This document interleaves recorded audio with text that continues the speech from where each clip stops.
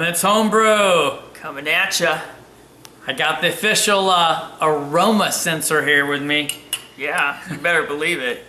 Today, we got another great beer, of course. You know, the local guy said, you gotta try this, Kevin. And then I went and looked up some stuff on it, everything about it. This thing gets amazing ratings. Today, we've got from Evil Twin Brewing out of Denmark, the Imperial Biscotti Break. Sounds pretty awesome. Yeah, it's an Imperial Stout. It is 11.5% ABV. Ooh. And now this is actually, it's an Evil Twin brew, but it's actually brewed by Westbrook Brewing Company out of South Carolina. Just to be real clear on the matter. I feel like I'd get ripped off or something. Yeah. His nose is looking for some great wafts. Yes. All right, we're gonna get the pour. Here we are. Ooh. Oh my God. That's black. And I'm pouring pretty aggressive. No head. And we're getting nothing. That's crazy. And I've heard that. Yeah, but there's some smell in the air. This was a hard pour. But this baby is just like an onyx brown or black. Oh yeah. I mean, you know, wow. It's got a nice deep head. I've had another beer that had a deeper head, a very rocky head actually. Yeah. And a little bit of creaminess in between. There's creaminess, but it's really bubbly actually. Yeah, very bubbly, rocky head on that. So I'll let you get the nose first. All right. Ooh. There's some dark chocolates in there. Some espresso maybe in there, or coffee. You get some vanilla hints. Maybe a little licorice. That smells freaking fantastic. I'm getting thirsty. He decided he was going to punish himself. All right, so my turn at this. First, a deep one. Oh, my God. Okay, on the quick and dirty sniff, man, that is some fresh, like, coffee. Rich coffee made from espresso, I want to say. You know, what's an espresso when they add the water. And then it has some chocolate to it. Oh yeah, oh man, and there's some nice roast aroma. So it's roasted, so it comes off as a roasted coffee, but you know there's some great roasted malts in there. Very sweet, a lot of sweetness. That's your biscotti aspect coming out, I'm sure. Yeah. Almost a little bit of a brown sugar-esque, like almost, oh no, I was gonna say almost a tobacco, but yeah, maybe there is a little tobacco on that. I think so. Yeah, there is a slight tobacco on that. Yeah.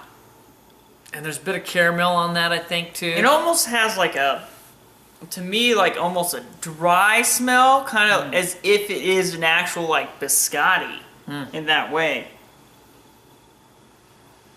Yeah, and you get the toastiness in there. They actually did a good job at getting towards that. Almost like a... What's that? Like a pumpernickel bread, like a brown bread pumpernickel. Oh, yeah, it almost like in a sense of rye, almost I'd say. I don't know. Well, here's to not sharing. Cheers. No. This is where I leave. Oh my God! Oh my God! Okay. This is it's thick, almost chewy, a bit viscous and syrupy. I had to cover that texture first.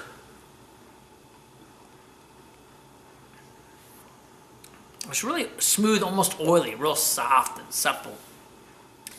But the flavors are huge. I mean, they're overpowering. It makes me think of like a Southern tier beer because there's so much sweetness in it.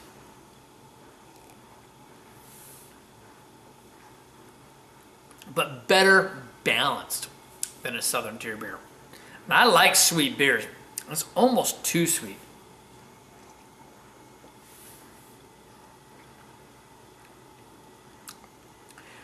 There's a little bit of vanilla on it. Loads of chocolate. I mean, and different types of chocolate. It's like I got some baker's chocolate on this, and I've got some like dark cocoa powder kind of chocolate on it. Various chocolates mixed in there. I get espresso off of it.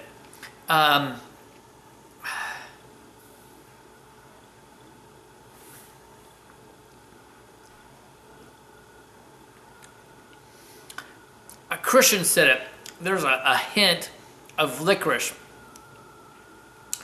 And there's a little bit of like a caramel, like an aspect like you're drinking a caramel macchiato kind of thing coming in, which is a good thing to do if you're gonna have a biscotti beer, because you know biscottis can have things on it like caramel. Oh wow! So loads and loads and loads of flavor.